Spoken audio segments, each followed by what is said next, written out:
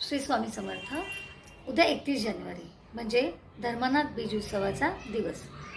धर्मनाथ बीज उत्सव आपण का साजरा करतो याबद्दल आज थोडी आपण माहिती जाणून घेऊयात.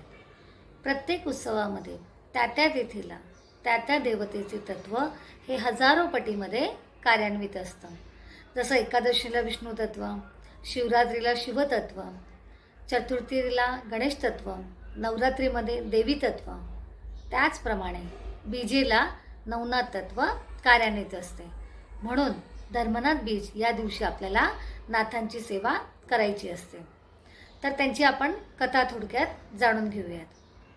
माघ शुद्ध द्वितीया ह्या दिवशी गोरक्षनाथ यांनी धर्मनाथ जे होते त्यांना नाथपंथाची दीक्षा दिली होती.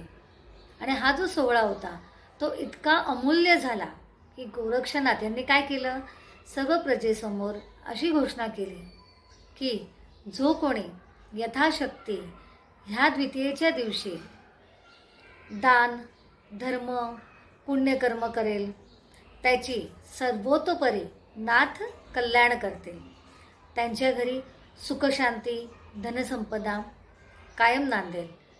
परत त्यांचे मार्ग जे होतील ते सुकर होतील. हा सोहळा धर्मनाथ बीज हा उत्सव म्हणूनच ओळखला जातो. तर ह्या दिवशी आपल्याला नाथांची सेवा करायची असते.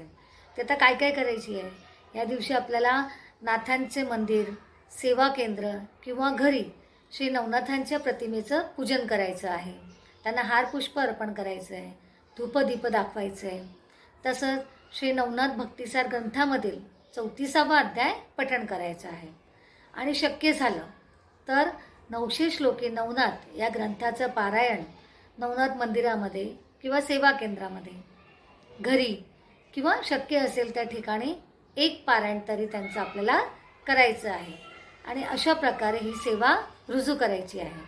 आणि त्यानंतर आपल्याला नैवेद्य दाखवून नाथांची आरती करायची आहे. तसंच आपण यथाशक्ती अन्नदान करू शकतो. ज्यांना शक्य असेल त्यांनी काय करायचं, ज्वारीच्या पिठाचं आंबील, घेवड्याची भाजी, हरभऱ्याच्या घुगऱ्या, मलिदा, वडे हे नैवेद्यही अर्पण करू शकतात. कारण हे नाथांच्या आवडीचं आहे. त्याप्रमाणे आपण नैवेद्य अर्पण करू शकतो. आणि ह्या प्रकारेच आपल्याला धर्मनाथ बीज उत्सव साजरा करायचा आहे आणि नाथांची सेवा करायची आहे.